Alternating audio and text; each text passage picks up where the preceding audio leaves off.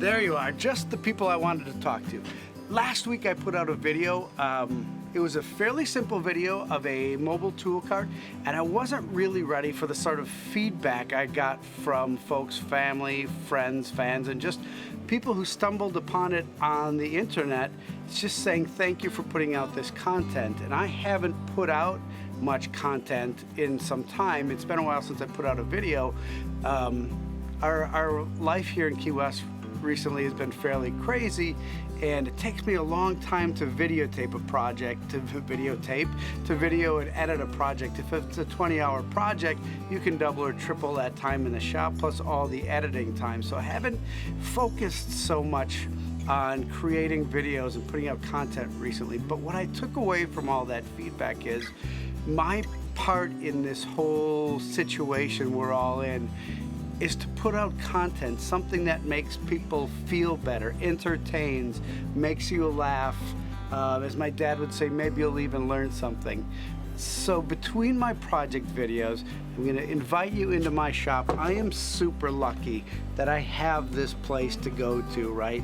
When we can't go out and be about and do our normal things in the world. It's just a wonderful, peaceful place. And so I'd like to invite you in on a more regular basis. Just see what's going on, see what projects I am working on, see maybe some tool tips. We'll do some tool unveiling. Maybe we'll do that long-awaited shop tour. If you have anything you'd like to see, techniques, tools, advice, etc., hit me up in the comments below. I'll try to incorporate those in future shop vlogs, if you will, in the coming weeks.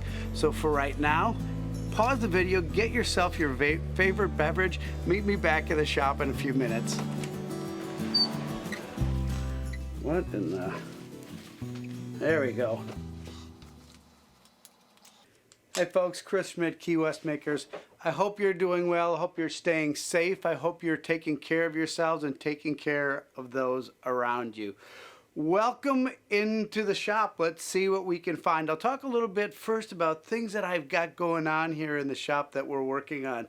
I mentioned in the intro that we have a lot going on in our lives, and we've got a big reno going on in the house right now.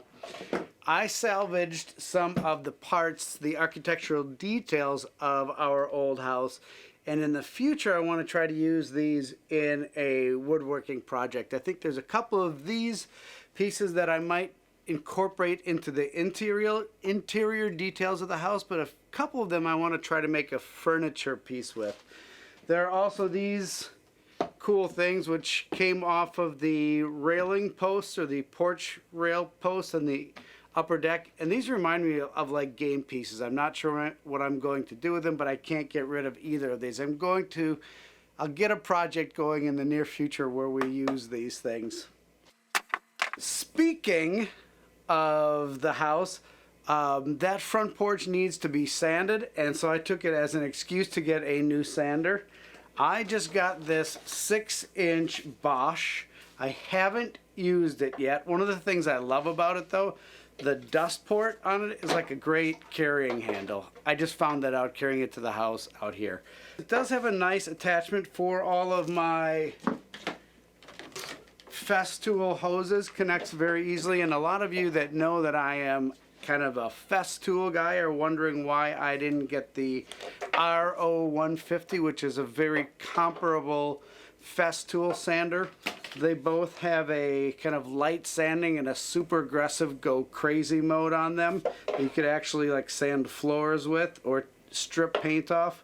This is, I don't know that it's half the price, but it's considerably cheaper, which hasn't necessarily stopped me from buying Festool in the past, especially because now I've got to buy a Systainer, so that's going to bump up the price a little bit. But I've got 3 other Festool sanders of different sizes, and one of the things that drives me nuts is that their sanding pads are a little bit different pattern than everybody else's, so I need to order those from Festool. There's not a Festool dealer around here, and I end up running out, so now I have like $500 of Festool 5-inch and 3-inch sandpaper. But that drives me a little bit nuts. So I'm going to try out this Bosch. It has very high marks. And yeah, well, we'll see. Boom.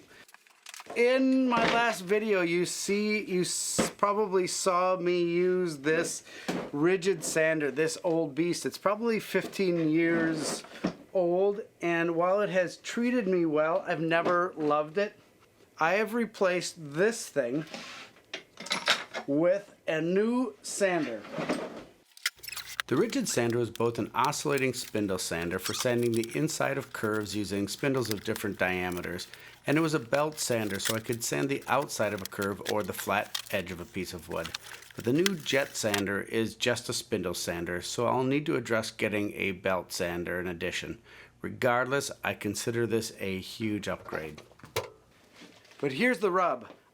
Because I dislike that rigid so much, I never used it. It hid way in the back of my shop. It was underneath the cabinet. With this new sander, I expect to have it out and using it quite a bit, but there's not really any surface space. Years ago in my old shop, I had a long row of cabinets, shop cabinets, that were a work surface, but the top of those cabinets, when they weren't a work surface, would flip over and a tool would be on this side. Work surface, tool. You see a lot of folks doing that today, so I kind of hate to make a video. Hate to make a video about that. I was going to make those flip-top cabinets without making a video, but I had some cool ideas that I don't think anybody's done, so I will make a video on that in the next week or so. You'll see that. I love those things. They're great space savers. You could use them. I can imagine like a sewing machine on one side and then you get it. When I was out in front of the shop earlier shooting the intro, I stumbled over a mahogany log that I've been saving. Came down in Hurricane Irma, and I've had it sort of 3 or 4 foot logs, a couple of them just sitting outside my shop. Anyway, I tripped over it and I thought, hey, why don't we use one of those or a couple of those to start a project? We'll start cutting them up in this vlog. We'll continue building that inside of the vlog. It won't be its own separate video, but only those people watching the vlog who are bold enough to actually watch a vlog instead of a project video will know about it. I'm gonna go grab my little electric chainsaw. Hopefully that will be enough to get us started. I'll meet you outside and we'll get that log cut up. Then we'll come back here, cut it up on the bandsaw, and get it ready for next week.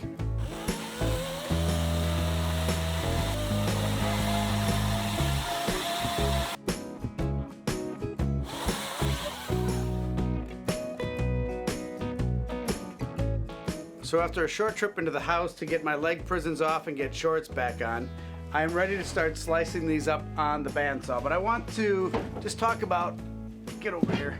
I want to talk about real quickly how I'm going to cut these up. This ended up being about 2/3 and then another third. The third piece I'm going to try to put, I'll make some smaller pieces. This piece I'm going to make some legs out of, and I still am not sure what I'm going to make, but I know I want legs on it. So I think I'm going to, first slice is going to be roughly perpendicular to the base, and then I'm going to take another cut sideways in the end. So I'm going to run a line that I can follow on the bandsaw. These Milwaukee Tool magic markers, what are they called?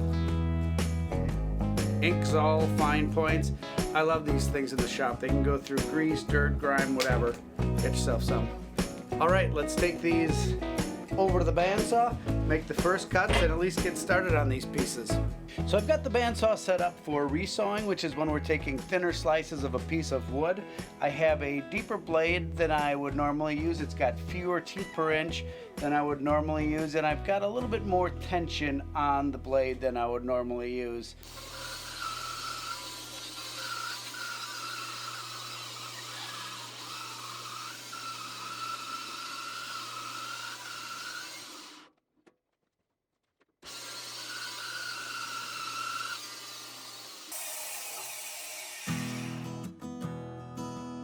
So I've got all the lumber milled up here into really rough pieces. I ended up using 3 logs, and in the course of working with it with my hands, getting it to this point, I came up with some really good ideas for the mystery furniture, what it's going to be. So what do you say we meet back here next week, we continue milling this up and turning it into something cool. And just so you don't miss anything, make sure you are subscribed and you hit that little bell there so you get alerted when that video comes out. Until then, folks, take care of yourselves. Be good to one another. This is Chris Schmidt signing out from Key West.